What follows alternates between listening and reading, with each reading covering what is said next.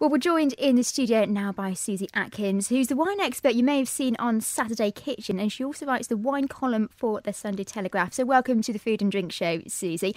Now, hello there. We're just going to talk about different regions of wine, because there's something you're really trying to promote, isn't it? That you really want people to look at the regions where the wine comes from, rather than always going for the big brand people might see in supermarkets. That's right. I think it's a real shame if people are just picking up wines because they're on special offer or because it's a very snappy titled big brand wine.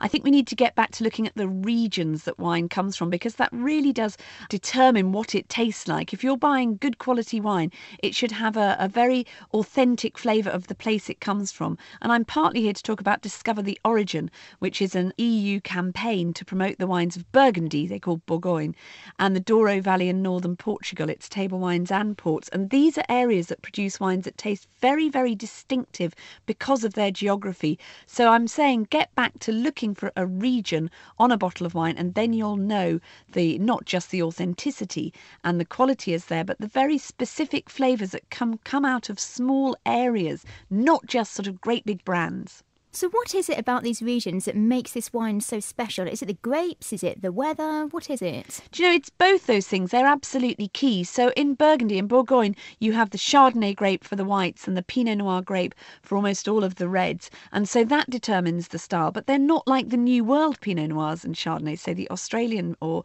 Chilean versions. They taste very much of Burgundian wines because of the geography, the climate, the winemaking traditions, the human factor as well, the heritage there too. So what you'll find is if you try and discover the wines of a particular region, you should, although there are lots of different styles made within that region, but something should shine through as very typical and distinctive of that region. Now, somebody did once tell me a few weeks ago that apparently Burgundy wine is less likely to give you a hangover than some of the wines we get from the New World. And they explained to me it's all about chemicals of some kind or other. Is that right? Can you back up that claim? I certainly wouldn't make a claim for any wine not giving you a hangover if you drunk too much of it. I think an awful lot is said about wines and why they give you hangovers. And the main reason normally is you've drunk too much alcohol. So I'd always, be an advocate of moderate drinking. Certainly if you buy a good quality wine rather than a really, really cheap one, it should have been made to a better standard, and so I guess you could say that you're less likely to have a severe reaction to it. But I do think that the wines of Burgundy have slightly lower alcohol levels, this is what we're looking at basically, than wines from some of the very, very hot climate New World countries, so they're a bit better balanced from that point of view. Now, is price a key factor with things like this? Because I know when I go into a supermarket and, perhaps I'm looking for, a bottle of wine to take to a party or something, I pick up something that's about £4 or £5 because I think, that's my price range. That looks nice. I know I like it.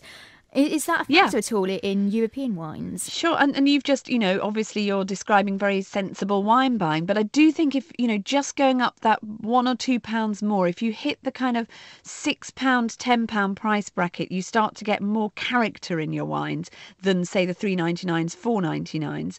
So I would perhaps encourage just sticking another couple of quid in there just to get a bit more. But also to say to people, move away from always buying wine in supermarkets. There are some brilliant independent wine merchants in all our towns and cities, and also very good mail order specialists as well. And it's those places that will give you a better insight into regional wines that have very specific and distinctive characters and flavours, away perhaps from the blander, more identikit wines that you often find amongst the big brands. So yes, pay a bit more, you should get a bit more, you really should, more flavour and character in your wine, but you don't have to break the bank. Susie, well, thank you very much. And just one final question from us. If you are browsing the shelves in a shop, whether it's an independent or a supermarket, what are the key things you should look for on the back of a bottle of wine to know you're getting a really good one? Well, it goes back to this thing about region. I don't want to buy a wine if I'm going to really try and get something delicious and interesting wine. It's so rare, isn't it? But I want to buy a wine that comes from a particular place. So I'm going to look for a regional name, not just a cross-regional blend from some enormous, vast tract of land. I want a wine that comes from a very specific part of the winemaking world. I'm going to trade up just those couple of pounds, and I'm probably going to, I know about wine, obviously that's my job definition, but otherwise I would be absolutely looking for somewhere with good personal service, to talk to the person who's selling me the wine, really quiz them into the sort of characteristics I want in my wine, the kind of food I want to match it with, or the occasion I want to match it to, and really pin it down, because we get so many different wines coming into the UK, which is a blessing, but it can be a bit of a curse when you really don't know where to start. So go somewhere really good, talk to the person selling you the wine, have a good look at the label for a particular region, and maybe just trade up a bit. Susie Atkins, wine expert from Saturday Kitchen and from the Sunday Telegraph, thank you very much for joining us today. It's a pleasure.